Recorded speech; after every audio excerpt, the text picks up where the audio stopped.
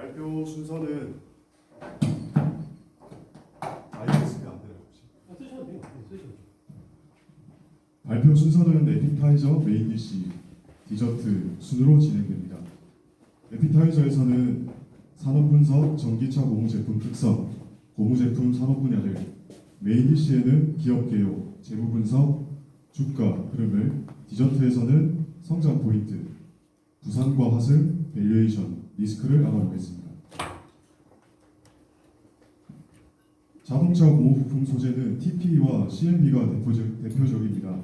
TPE는 환경 친화적 요소와 재활용이 가능하다는 특징, CMB는 전탕성을 요구하는 산업 전반에 사용되고 있습니다. 고무 부품은 차량 중량의 10%를 차지할 만큼 자동차와 밀접하게 연관이 되어 있으며, 특히 현재 전기차 전환 과정에서 기존 내연기관에 다르게 열 관리와 소음 진동 특성 때문에 더 높은 품질의 고무 제품을 요구하고 있습니다.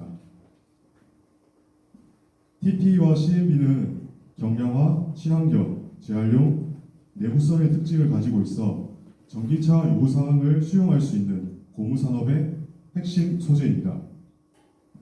또한 고무 제조 산업 분야는 자동차, 건설, 산업기계, 방위산업, 조선산업에서 다양하게 사용되고 있습니다. 다음으로는 기업 개요입니다. 하승코퍼레이션은 하승그룹의 지주사 역할을 하며 안정적 지배력과 사업 연결성을 바탕으로 자동차 고무 부품의 독보적 점유율과 고부가가치 고무 소재 생산력을 갖추었고, 이를 통해 생산한 제품으로 현대기아차, 하나오션, 현대중공업 등 핵심 파트너와 함께하고 있습니다. 동사는 자동차 부품을 중심으로 매출을 형성하고 있으며 소재와 종합무역사업이 이를 보완하는 구조입니다. 사업 연결 구조는 CMB, TP 소재가 실링과 호스 같은 자동차 부품으로 연결되고 이후 현대기아차 등 완성차 고객사에 반복 납품되는 구조입니다. 즉, 이 회사는 단순 부품 납품 기업이라기보다 소재 기술이 자동차 부품 경쟁력으로 이어지는 구조를 가지고 있다고 볼 수 있습니다.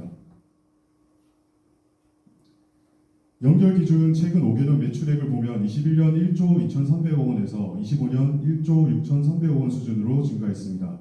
22년 이후에는 1조 6천 원대를 유지하고 있어 매출이 안정적으로 발생하고 있음을 볼 수 있습니다. 또한 친환경 소재 매출 비중을 13.7%로 두고 있고, 실증 테크 센터 투자, 총 현금 흐름 확대를 통해 회사가 단순히 현재 사업에만 의존하는 것이 아니라 소재 AI 제조 공급망 고도화 쪽으로 준비하며 미래를 준비하고 있다는 점을 보여줍니다.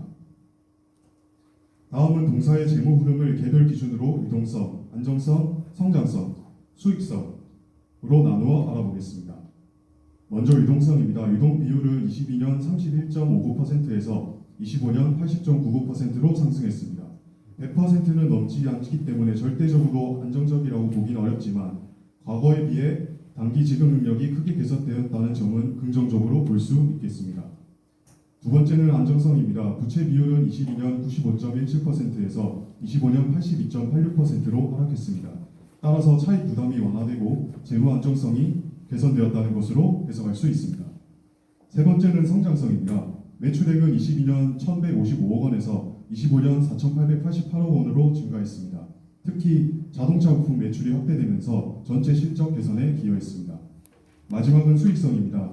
아비타 마진율은 22년 7.87%에서 25년 22%로 상승했습니다.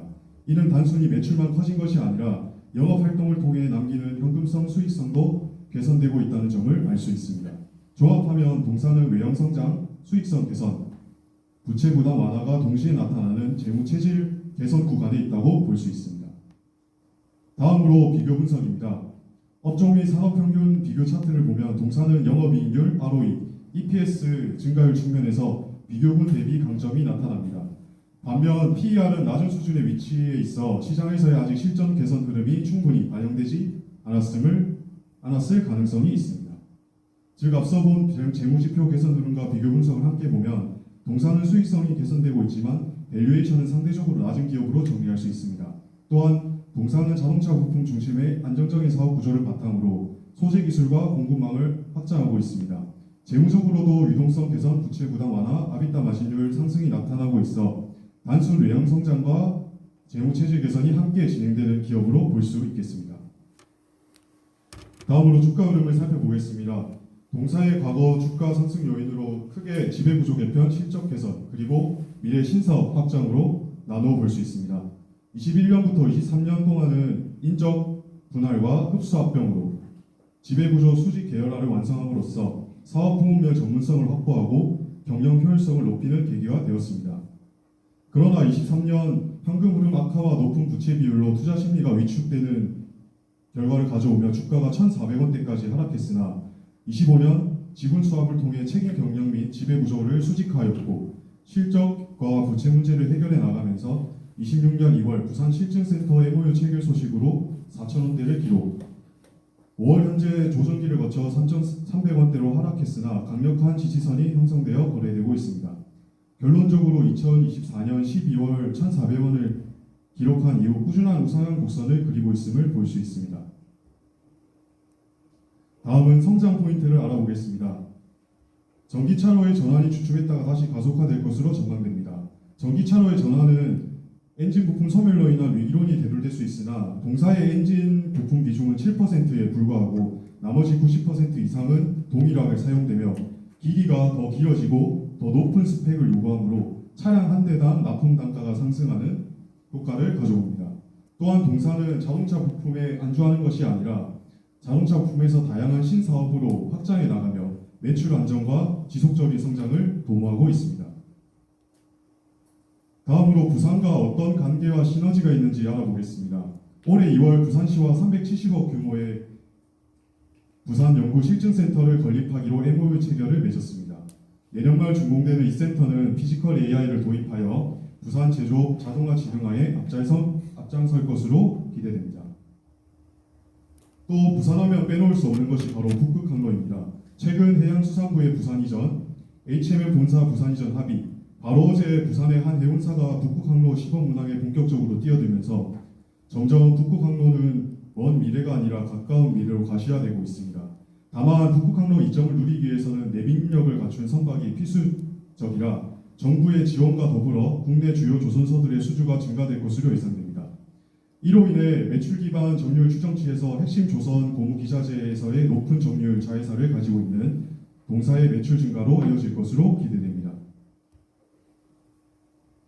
밸류에이션입니다. 동사의 25년 12월 기준 PER은 1.17배, PBR은 0.33배로 동종 산업 평균인 7.52배와 0.63배에 비해 상당히 저평가되었다고 볼 수 있겠습니다. 주가 예상입니다. 저희 팀은 PE 기반 밸류에이션과 PB 기반 밸류에이션 주가를 산출하였으며 PE 밸류에이션에서 25년 12월 기준 EPS 1,559원에서 매년 6%씩 보수적으로 성장한다고 가정했고 10년 후 예상 EPS 2,792원에 산업평균인 PER 8배를 곱하여 약 22,336원으로 예상했습니다. PB 밸류에이션은 25년 12월 기준 BPS 6,040원이 기업의 이익 인정급 누적을 통해 매년 8%씩 꾸준히 성장한다고 가정하고 적정 가치 자산인 PBR을 한 배로 가정하고 적용했을 때 10년 후 주가는 13,039원으로 예상됩니다. 다음으로 리스크 및 관리 방안에 대해서 말씀드리겠습니다.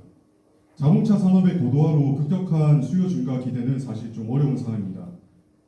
더불어 글로벌 경쟁 조달 및 복수 납품 허용으로 인한 리스크가 있으나 동사는 소재 배합 기술에서의 독보적인 기술과 특허를 보유하고 있고 기존의 자동차 부품 의존적에서 지역적 이점을 살린 사업과 방산 등 신사업으로 극복할 수 있는 향후 10년간 부울경에서 가장 큰 성장할 수 있는 동력을 가지고 있다고 본 팀은 판단했습니다.